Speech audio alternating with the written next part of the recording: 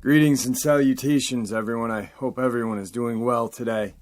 Well, you know what time it is. It's that time of the night to jump on the Wayback Machine and check out some historical reports of cryptids in the news. Before we do that, a couple links. As you know, I rely on my Patreon, my PayPal, and my merch to help the channel to continue to grow and go. Those links are in the description below. Also, Dogman, Frightening Encounters, Volume 1, 2, and 3, the audiobook version, was written by Tom Lyons, narrated and produced by me, Jeffrey Nadolny. Those books are available on Audible, Amazon, and iTunes. Links to those are in the description as well. Now, I've taken enough of your time. Let's get on with today's upload. Shall we? A Kentucky wild man, Paducah County, Kentucky, April 21st, 1883. Among the passengers the other night bound for New York from the west on the Day Express was a wild man who occupied a seat in the smoking car, number 153. He was accompanied by James Harvey and Raymond Boyd, his captors, both of whom belong in Paducah County, Kentucky. They had 3 second-class tickets to New York with privileges, the 3 seats in the smoking car of any first-class train. When the Day Express arrived at the Broad Street station, at 8 o'clock, James Harvey ran down the platform into the restaurant and purchased a box of sardines and some sandwiches for the wild man's supper. His companion remained in the smoker, in charge of the wild man. He was dressed in civilian dress and wore big cloth shoes. His hair reaches nearly to his waist and falls over his shoulders, completely covering his back. His beard is long and thick, while his eyebrows are much heavier than those of an ordinary human being. There is nothing imbecilic in the wild man's manners of action. He can't talk and seldom makes any sound, whatever expect a low howl like a leopard. His actions are much like those of a hyena in the zoological garden, as it is possible for anything in human form to be. Raymond Boyd, who seemed to have perfect control over the wild man, said his body was covered with coarse brown hair as thick as hair on a horse's hide. The palms of his hand looked like paws of a bear, and his fingernails, which were over an inch long, resembled the claws of an eagle. He was first seen in Paducah County 13 years ago, and is known as Mum the Hermit, because whenever anyone accosted him, all he would say is, "Mum's the word." He lived in an old pine hut in the woods for about 5 years, and was seldom seen by anyone. Finally, he abandoned the hut and took up his abode in a cave under a ledge of rocks, known as Lizard Rock. A little over 6 years ago, 2 or 3 citizens of the Paducah County, while out hunting, saw him running into the cave without a stitch of clothing on. He was seen several times after that wearing no clothing. 3 years ago it was discovered that a thick coat of hair had grown all over his body. Boyd and Harvey built a man trap for him over 3 days before he entered it. He was not afraid of any bird or beast of prey, but ran terrified away from any human being who approached him. It took 2 days to accustom the man-beast to their presence. The tickle of a small dinner bell they used had a great influence over him. He watched the bell intently, but would not touch it. Some time ago, a farmer missed a calf and 2 sheep, which had strayed off. They were tracked to Mum's cave. Here, all trace of them were lost, and it was supposed he devoured them in his cave, which he had occupied for the last 7 or 8 years. Boyd and Harvey found the skeletons of small animals and the skins of over 50 snakes. Some of the skins belonged to the most venomous species of reptile. The floor of the cave was alive with red and green lizards and hundreds of toads hopping about. The wild man ate at the box of sardines voraciously, and the 2 sandwiches which were handed to him were greedily pulled apart. He ate the ham and threw the bread away. Whenever the train passed on the opposite track, he crouched down in the corner of the seat, terrified.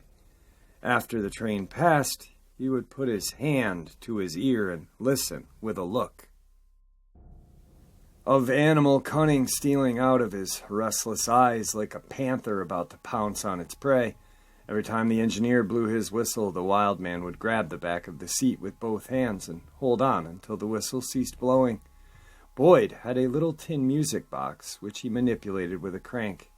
The one time of empty as the cradle was ground again and again, to great satisfaction for the ex-hermit, who sat looking at it silently, but would not touch it.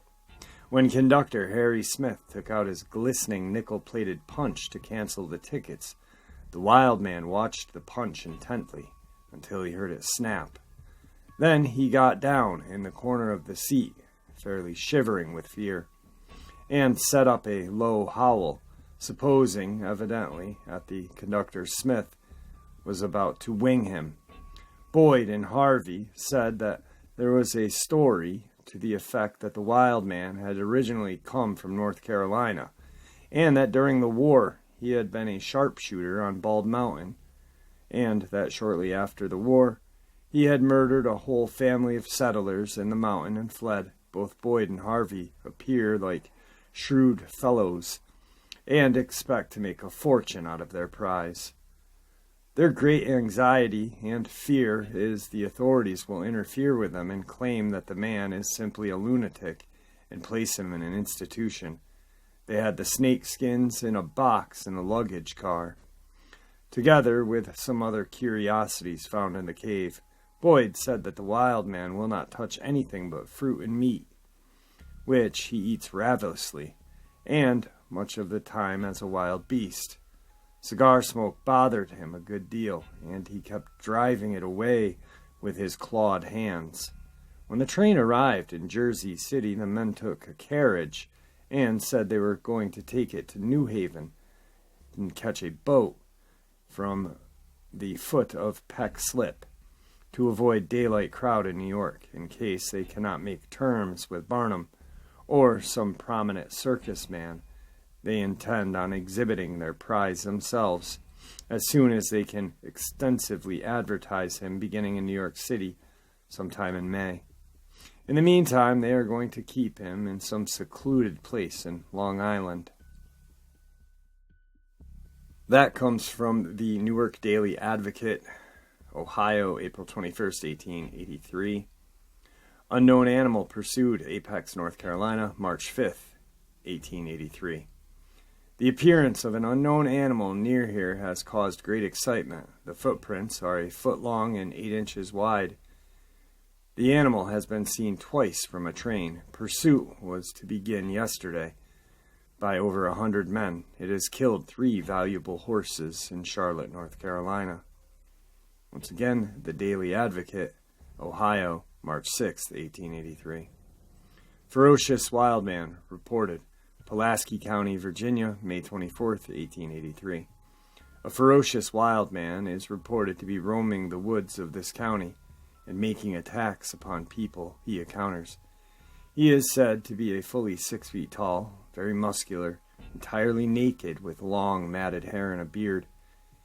He has been pursued by parties, but was too fleet of feet for them. A man found beaten to death in the woods is believed to have been killed by them. Comes to us from the Bucks County Gazette, Bristol, Pennsylvania, May 24th, 1883. Wild man hunted, Boone, Iowa, June 13th, 1883. 100 persons spent Sunday the 8th in hunting the woods near for a wild man who has been wandering about in that vicinity for some time. No trace of the man was found. He has been seen by several persons and is supposed to be a crazy young man who is said to have gotten away from his friends while passing through Boone some time ago. When last seen, he had on nothing but the remains of a pair of pants. The Davenport Gazette, Iowa, July 13th, 1883. Wild man right at home. Austinburg, Pennsylvania, July 17th, 1883. The periodical stories of the wild man and sea serpents have ceased. Excite must interest. And now a correspondent tells of a vertebrate wild man, or man reported to be wild right at home. He is clothed in rags, and scarcely enough of them to cover his body, in both hair and whiskers reaching below his waist. He has been seen but a few times. The Wellsboro Agitator, Pennsylvania, July 17th, 1883. None of that was my mistake. That is exactly every word for word, in that article. Very, very, I don't know, almost just jumbled idiocy. Anyway, moving on. A hunting wild man, Mason, Ohio, July 28th, 1883. The people here are in a great state of excitement over the discovery yesterday of a wild man in the woods. A party of women and children attending a picnic in the woods belonging to Jacob Basore came across a wild man sleeping in a blackberry patch. He is described as being entirely nude with long hair and a beard. His skin is copper-colored, and he presents a frightful appearance. A party of men has started out with the determination of capturing the monster. Comes to us from the Atlanta Constitution, Georgia, July 28th, 1883. Appearance of a strange and gigantic man. His very remarkable departure from our own correspondent, Kingston, Ontario, July 27th, 1883. One of Mr. Peter McLaren's drivers on the Mississippi Road has seen a strange sight. He was sitting in his tent when suddenly, upon the foreground of the shadows produced by a departing fire, he distinctly saw the outlines of a man appear whose height was about 8 feet. His hair was long and shaggy and hung about his face. He had a vest but no sleeves to his coat, knickerbocker pants with hairy legs and arms. He stood still at the threshold of the brightness and was questioned whence he came. There was no response, whereupon the citizen picked up a large stone and hurled it with all his force, struck the strange object amidship, and it fell with a splash into the water. Hastily to the spot, he saw the stranger arise and depart swiftly, and though he searched for many hours, there came no reward. Toronto Daily Mail, July 28, 1883. Beast or human being, Lafayette, Kansas, July 1883. Walking through a wooded area near Lafayette one July day, Mrs. Frank Kaufman, the wife of a well-known farmer, noticed something strange to her. It was an ordinary creature, female in contour, with long black hair blowing in the wind. Short gray hair covered its body. It was breaking twigs of sassafras bush and eating the bark, at first oblivious to Mrs. Kaufman's presence. As the witness stood paralyzed with terror, the figure turned around and saw her. It glared in what Miss Kaufman's took as anger, and then it raised its arms and let out a hideous shriek. It ran into the forest, presumably on 2 legs, though the account is not clear at the point. Finally, the farmer's wife recovered sufficiently to run in the opposite direction. As she approached her house, shouting, her husband heard her and caught her just as she collapsed. After carrying her into the house, he grabbed a rifle and alerted the neighborhood. A party of 100 men and boy with hunting dogs searched the site and soon came upon the creature. They set off in her pursuit, sometimes getting close, but in each case the animal was able to outwit them. A contemporary newspaper reported, for a full half a mile of the chase, she was never out of sight. Her feet touched the ground but seldom. She would grab the underbrush with her long, bony hands and swing from bush to bush and limb to limb with wonderful ease. She seemed only endeavoring to keep just beyond the reach of her pursuers until, coming to a swamp, she disappeared as suddenly and effectively as an extinguished light, and no search served to ascertain her whereabouts. The press could only speculate that the creature was either a wild woman or an escaped gorilla. The Atchison Globe, Kansas, July 19, 1883. Man or gorilla, the extraordinary character who is scaring Canucks. Pembroke, Ontario, August 1st, 1883. Pembroke has a lively sensation in the shape of a wild man 8 feet high and covered with hair.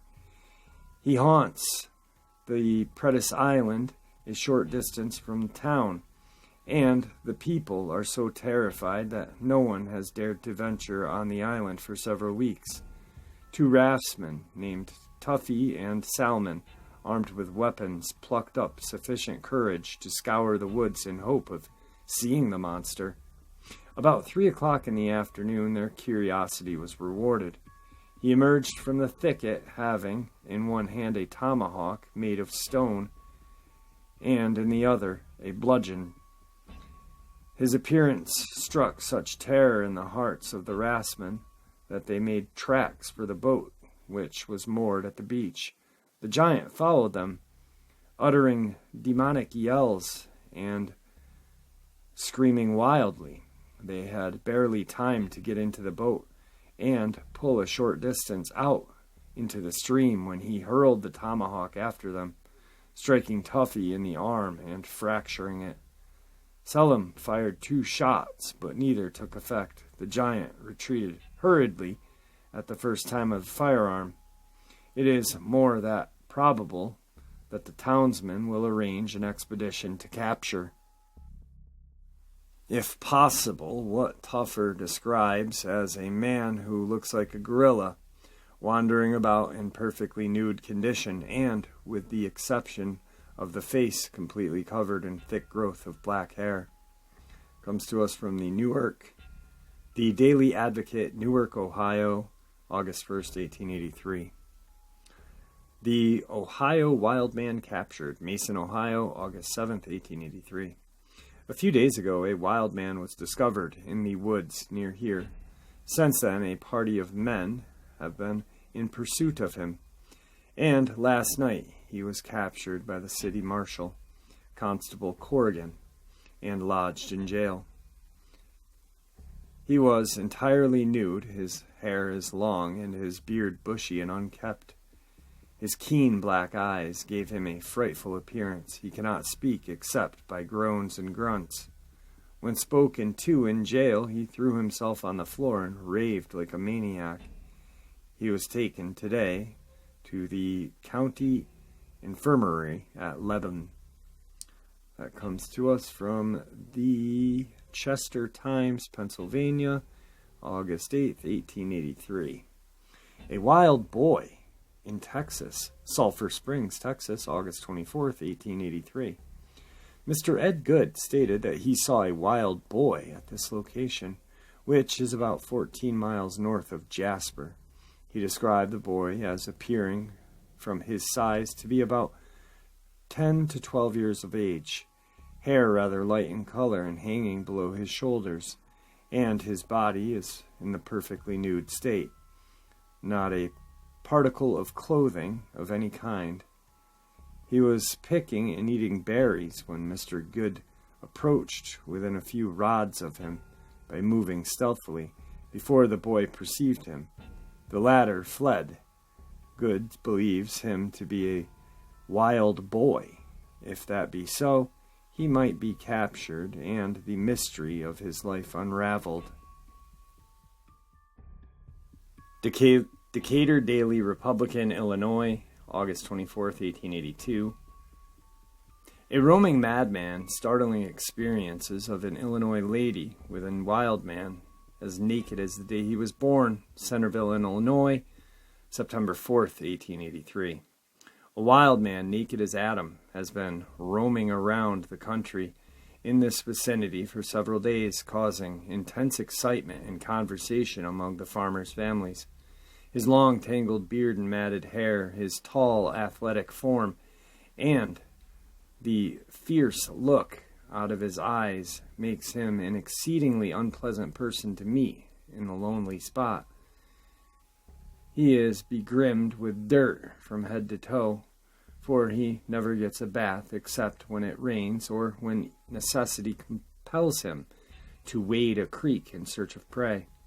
He was first seen by the wife of Dr. John Saltenberger, who lives about 3 miles west of this place. Mrs. Saltenberger was returning home shortly after nightfall and was near the Stitzelried farm. The wild man crept stealthily out of the orchard and, when near the buggy, made a rush to stop the horse. The lady gave the animal a frantic cut with a whip, and he bounded along the road at a furious pace. But almost before she had recovered breath, the wild man had overtaken her and leapt into the vehicle behind her. He uttered not a word and seemed immediately to become as badly frightened as the lady herself. He sprang down and rapidly towards the woods. A telephone message was sent to Belleville yesterday asking the sheriff to come and capture the creature. Young men of the settlement are searching the woods in every direction today, but some of them are not over anxious to encounter the monster. Superstitious Pearsons declared it to be a ghost of one of the Stitzelried family, 5 of whom were murdered and robbed about 8 years ago. Others are puzzled and decide whether it's the missing link or an escaped lunatic. Decatur, Illinois, Saturday Herald, September 8th, 1883. A wild man at large. He fractures a woman's skull and kills her child. Ohio County, West Virginia, November 21st, 1883. For some time, citizens in the area about 20 miles from Wheeling have been trying to capture a strange man who occasionally made his appearance at isolated homesteads, generally in the absence of the head of the household. By brandishing a large club, terrorized the women in giving them food. He always appeared dressed in skins and was never known to speak. Of large stature and ferocious aspect, he has been the terror to the community, and several attempts have been made to capture him without success. It is supposed he lives in one of the numerous caves in the vicinity. This morning he went to the house of George Powell, soon after the gentleman had gone to work, howling like a wild beast and frothing at the mouth. He attacked Mrs. Powell with his club, fracturing her skull and otherwise injuring her. He then picked up her only child, a boy about 5 years of age, and ran into the woods, carrying the boy screaming in the arms. A neighbor passing the house shortly afterward found Mrs. Powell in critical condition, but she was able to tell him what had happened. The man started at once for the nearest town and organized a party to pursue the wild man and rescue the child. They soon struck the trail, and after following it for about 5 miles, came upon the body of the boy. His brains had been dashed out against a tree. 2 of the party returned to Powell with the dead child, and the rest continued to search for the man. But at last accounts, they had not succeeded in overtaking him. There are several theories as to who it is. Some think he is one of the murderers who escaped from Moundsville Penitentiary some months ago. Others think he is a madman. All know he is a dangerous character and must be captured or killed. The New York Times, November 21st, 1883. Scaring up a wild man. 2 hunters have a bit of experience with a formidable what is it? Calcutta, Ohio, December 10th, 1883.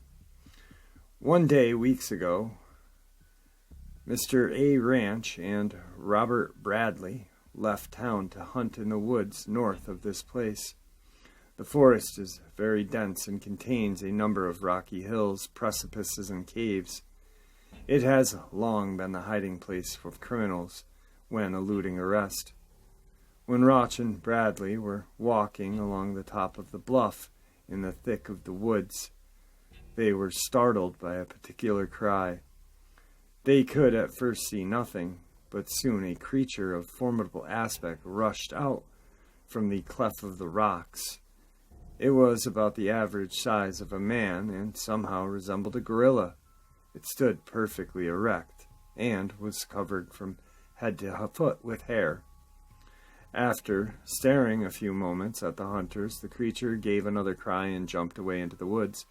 Not thinking of consequences, one of the hunters raised a gun and fired, wounding the animal in the arm.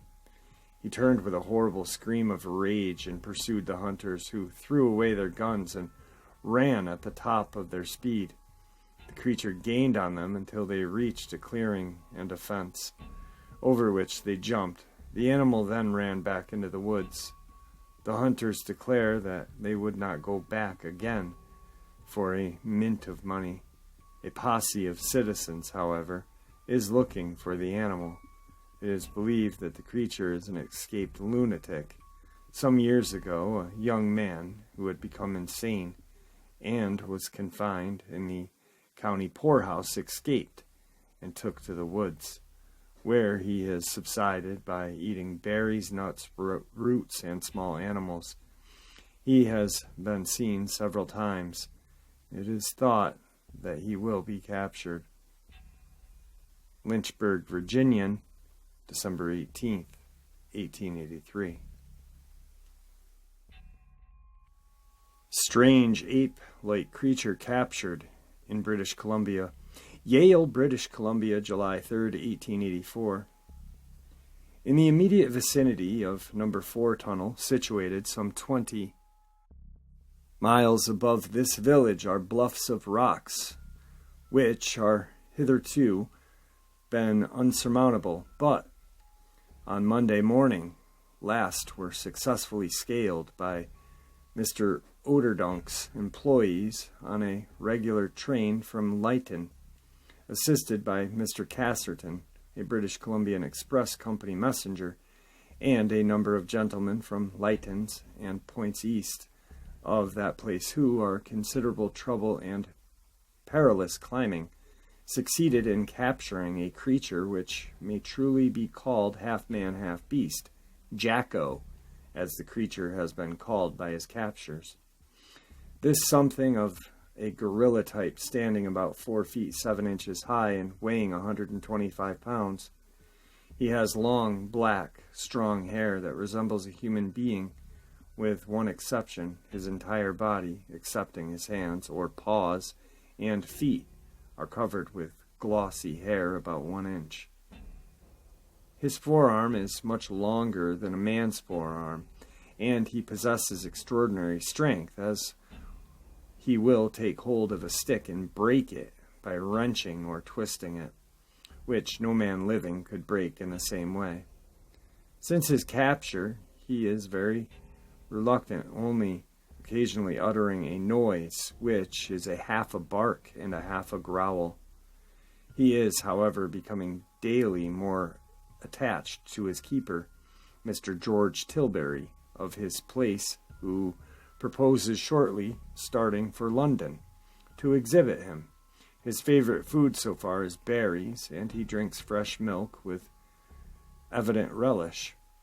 But advice of Mr. Dr. Hannigan, raw meats have been withheld from Jacko, as the doctor thinks it would have a tendency to make him savage. The mode of capture was as follows.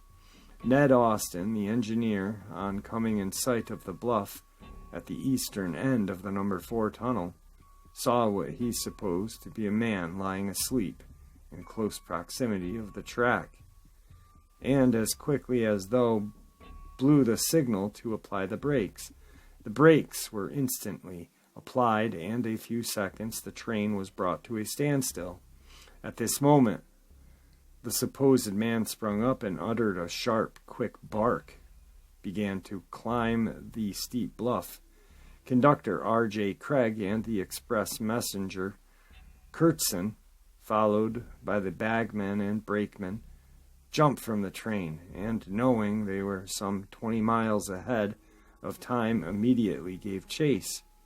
After 5 minutes of perilous climbing, they then supposed a demented Indian was corralled on the projecting shelf of rock, where he could neither ascend or descend. The query now was how to capture him alive, which was quickly decided by Mr. Craig, who crawled on his hands and knees until he was about 40 feet above the creature. Taking a small piece of loose rock, he let it fall, and it had its desired effect on rendering poor Jacko incapable of resistance, for a time at least. The bell rope was then brought up, and Jacko was now lowered to terra firma. After firmly binding him and placing him in the baggage car, off-brakes were sounded and the train started for Yale. At the station, a large crowd who had heard of the capture by telephone were assembled, each one anxious to have a first look at this monstrosity. But they were disappointed, as Jacko had been taken off at the machine shops and placed in charge of the present keeper. The question naturally arises: how came the creature, and where was it first seen? By Mr. Austin? ? From bruises about his head and body, and apparent soreness since its capture, it is supposed that Jacko ventured too near the edge of the bluff, slipped, fell, and lay where he found until the sound of the rushing train aroused him. Mr. White and Mr. Guin, as well known as Mr. Major, who kept a small store about a half a mile west of the tunnel,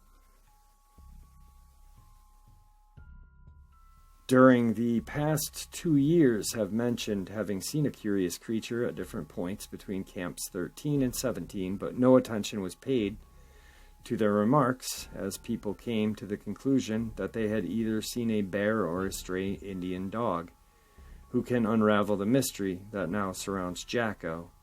Does he belong to a species hitherto unknown in this part of the continent? Or is he really what a trained man first thought he was, a crazy Indian? Comes to us from the colonist, Correspondence to the Colonist, Victoria, British Columbia, July 3rd, 1885. Jacko in Yale Jail. New Westminster, British Columbia, July 8th, 1884. The wild boy, affectionately called Jacko, that was recently captured about 20 miles above Yale in the vicinity of the No. 4 tunnel, has now been taken to the city and is housed in the local jail, where he might be viewed by curiosity seekers.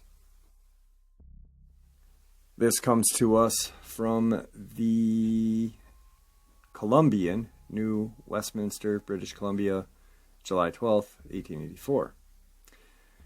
Jacko story disputed, New Westminster, British Columbia, July 9th, 1884.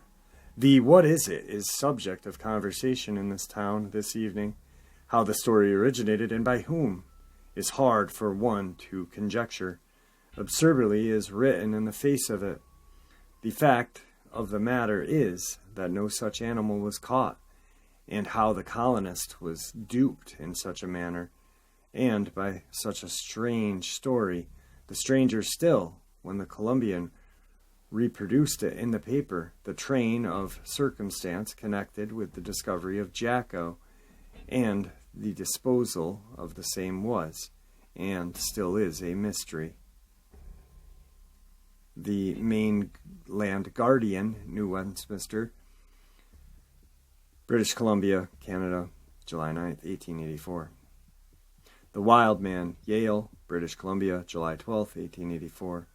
Last Tuesday, July 8th, it was reported that a wild man said to have been captured at Yale had been sent to the city and might be seen in the jail.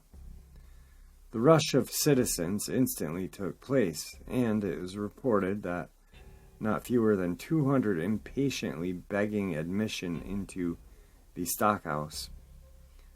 The only wild man visible was Mr. Moresby, governor of the gaol, who completely exhausted his patience answering inquiries from this story. Comes to us from the Columbian, New Westminster, British Columbia, July 12th, 1894. Alright guys, it's time to park the Wayback Machine tonight. I hope you guys enjoyed these earliest reports of cryptid sightings in the news. And with that, I'm going to bid you farewell and thank you for all the support. And have a great night, guys. See you tomorrow.